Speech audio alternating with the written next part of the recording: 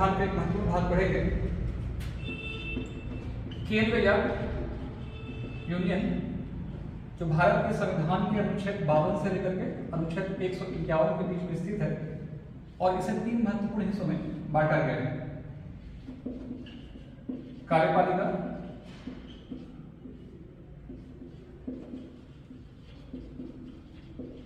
विधायिका और न्यायपालिका। कार्यपालिका अनुच्छेद 52 से लेकर के अनुच्छेद 78 एवं अनुच्छेद 148 से लेकर के 151 के बीच में स्थित है। विधायिका अनुच्छेद 79 से अनुच्छेद 123 और न्यायपालिका अनुच्छेद 124 से लेकर 143 के बीच में स्थित है। कार्यपालिका का तात्पर्य है सरकार का वह अंग जो विधायिका द्वारा स्वीकृत नियमों और कानून को लागू करने के लिए जिम्मेवार होती है, कार्यपालिका कहलाती है। नीति निर्माण में भाग लेती है। सरल भाषा में हम ऐसा भी कर सकते हैं, कार्यपालिका के अंतर्गत भारत के राष्ट्रपति, उपराष्ट्रपति, संघीय या केंद्रीय मंत्रिपरिषद, महान्यायाधीश एवं नियंत्रक एवं महालेखा परीक्षक, जिसे क्या गया controller auditor general of India कहा जाता है, आते हैं। विधायिका, विधायिका विधान शब्द से बनी हुई है। विधान का मतलब होता है कानून। ऐसा राजनीतिक संगठन जिसे जननीतियां बनाने, बदलने और हटाने का अधिकार हो, इसे हम विधायिका की संज्ञा देते हैं। विधायिका का तात्पर्य लोकसभा और राज्यसभा से। न्यायपालिका कानून की व्याख्या करना, विवादों का निपटारा करना, संविधान का संरक्षण, या सरल भाषा में जिसे कहा जा सकता है सरकार की निरंकुशता से बचाने वाला तंत्र, जिसे हम सुप्रीम कोर्ट, सर्वोच्च न्यायालय या उच्चतम न्यायालय की संज्ञा को देते हैं, न्यायपालिका के अंतर्गत आता है। विधायिका और कार्यपालिका के द्वारा आम व्यक्तियों के हितों के विरोध में लिए गए निर्णय के लिए न्यायपालिका एक बड़ा सा लठ लेकर संरक्षक के रूप में काम करती है।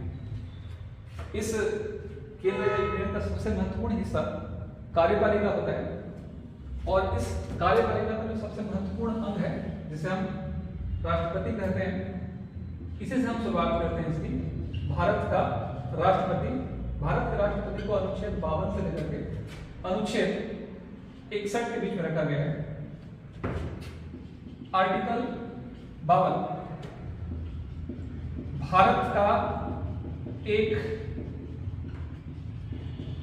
राष्ट्रपति होगा। अनुच्छेद 53 संघ की कार्यपालिका शक्ति, संघ की कार्यपालिका शक्ति राष्ट्रपति के हाथों में होगी।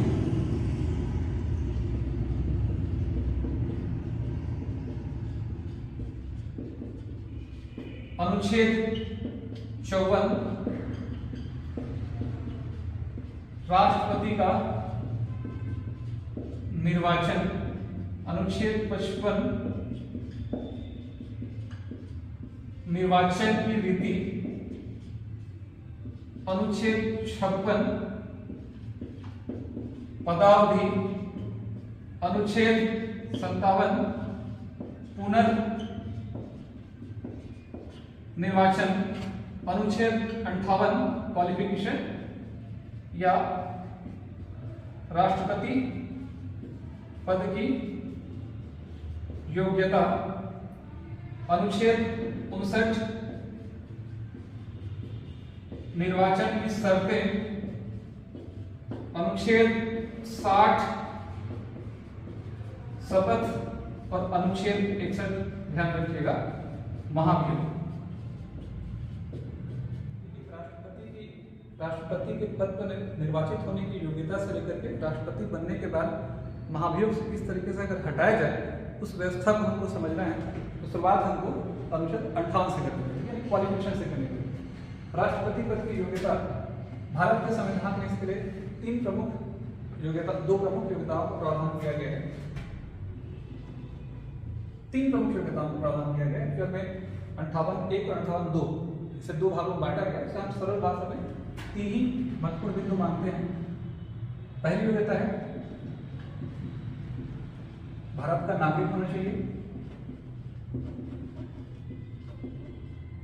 नागरिकता अगर अर्जित की गई है तो भी चलेगा। यानी अगर कोई ऐसा व्यक्ति जो भारत में पैदा नहीं हुआ है लेकिन उसके पास अगर नागरिकता है तो राष्ट्रपति के निर्वाचन में हिस्सा ले सकते हैं। दूसरी योग्यता है कम से कम 35 वर्ष की आयु पूरी कर चुका। और तीसरी योग्यता है लोकसभा का सदस्य चुने जाने के योग्य। अब यहाँ एक महत्वपूर्ण बिंदु उत्पन्न होता है, ध्यान रखिएगा। लोकसभा का सदस्य चुने जाने की योग्यता रखता तो लोकसभा सदस्य की योग्यता क्या होती है? कोई व्यक्ति लोकसभा के रूप में तभी निर्वाचित हो सकता है जब भारत का नागरिक हो, कम से कम 25 साल की आयु पूरी कर चुका हो और भारत के निर्वाचक नावली में उसका नाम अंकित होना चाहिए, वोटर लिस्ट में उसका नाम होना चाहिए। क्योंकि इस योग्यता के संदर्भ में अगर हम समझेंगे तो 35 साल की आयु और भारत का नागरिक, दो योग्यताओं को पहले ही फुलफिल किया जा चुका है। एक बड़ा अच्छा प्रश्न उत्पन्न होता है यहाँ पे कि इस योग्यता को क्यों रखा गया। इस योग्यता को रखने का सीधा तात्पर्य यह है कि आने वाले समय में, भविष्य में, अगर जब कभी लोकसभा सदस्यों की योग्यताओं में कोई परिवर्तन किया जाता है तो उसी के सापेक्ष राष्ट्रपति के पद की योग्यता कम से कम इतनी होनी चाहिए कि वो एक लोकसभा सदस्य के रूप में निर्वाचित होने के योग्य हो। क्योंकि कहीं ना कहीं राष्ट्रपति संसद का एक अभिन्न अंग है और लोकसभा से उसका जुड़ाव हमेशा बना रहता है। यहाँ ये ध्यान रखिएगा, एक शब्द और ही प्रयोग किया गया है इसके अंतर्गत कि लाभ का पद ग्रहण न करें। या सरल भाषा में हम कर सकते हैं कि संघ या राज्य के अधीन किसी लाभ या विश्वास के पद पर आसीन नहीं होना चाहिए। और ठीक इसके नीचे में एक अपवाद ध्यान रखा गया कि राष्ट्रपति, उपराष्ट्रपति, संघ या राज्य के मंत्री या किसी भी राज्य का राज्यपाल का जो पद होगा, राज्यपाल का पद लाभ का पद नहीं माना है।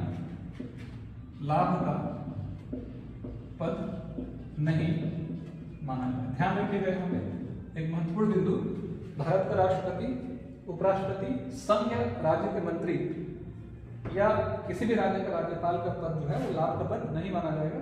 सरल भाषा में कहा जाए तो कोई ऐसा व्यक्ति जो ऑलरेडी इन पदों पर स्थित है, अगली बार वो चुनाव लड़ना चाहे, अगली बार का मतलब राष्ट्रपति या उपराष्ट्रपति हैं और में से कोई व्यक्ति जो राष्ट्रपति का चुनाव लड़ना चाहता है, अपने पद पर बने रहते हुए बिना इस्तीफा दिए राष्ट्रपति के निर्वाचन में हिस्सा ले सकते हैं।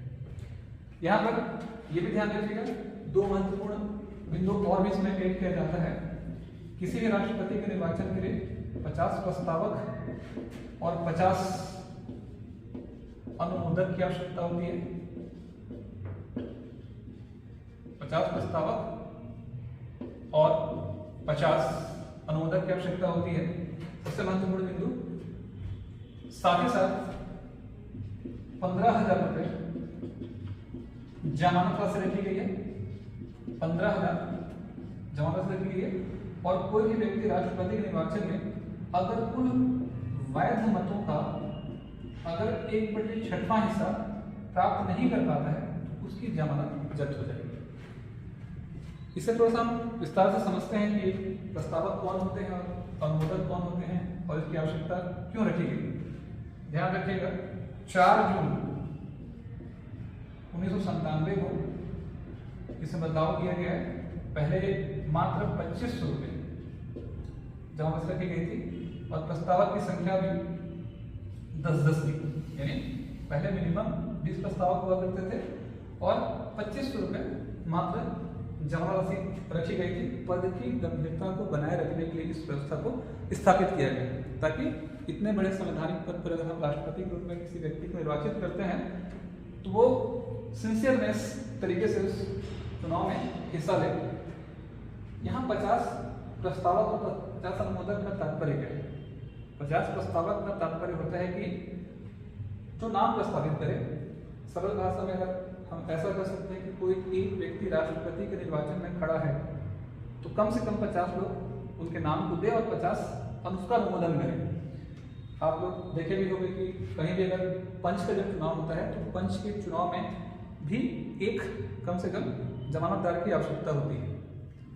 मामूली तौर पर उस ग्राम का निवासी उसके लिए जमानत की व्यवस्था करता है कि सामने रहने वाला जो व्यक्ति है न ही सनकी है, न ही पागल है, न किसी प्रकार का दिवालिया है। उस बात की जमानत लेने का जब काम एक व्यक्ति द्वारा किया जाता है तो देश के इतने बड़े संवैधानिक पद के लिए कम से कम 100 लोगों के समर्थन की आवश्यकता तो है। अब यहाँ भी एक महत्वपूर्ण बिंदु उत्पन्न होता है और महत्वपूर्ण बिंदु ये है कि ये 100 लोग क्यों होते हैं। 50 प्रस्तावक कौन है, 50 अनुमोदक कौन है। राष्ट्रपति के निर्वाचन में हिस्सा लेने वाले व्यक्ति ही प्रस्तावक और अनुमोदक की भूमिका निभा सकते हैं। यानी संसद के दोनों सदनों के निर्वाचित सदस्य, राज्य विधानसभाओं के निर्वाचित सदस्य, 4120 करीब विधायक और 776 सांसद, ठीक है। लोकसभा और राज्यसभा के निर्वाचित सदस्य और राज्य विधानसभाओं के निर्वाचित सदस्य ही राष्ट्रपति के निर्वाचन में हिस्सा लेते हैं और राष्ट्रपति के निर्वाचन में हिस्सा लेने वाले व्यक्ति ही प्रस्तावक और अनुमोदक की भूमिका निभा सकते हैं। जो व्यक्ति प्रस्तावक के रूप में किसी एक व्यक्ति को अनुमोदित करेगा वो दूसरे व्यक्ति को अनुमोदित नहीं कर सकता और एक व्यक्ति प्रस्तावक के रूप में जो दस्तखत करता है तो अनुमोदक के रूप में दस्तखत नहीं कर सकता, अनुमोदक के रूप में दस्तखत करता है तो प्रस्तावक के रूप में दस्तखत नहीं कर सकता और एक व्यक्ति किसी एक व्यक्ति को ही प्रस्तावित या अनुमोदित कर सकता है।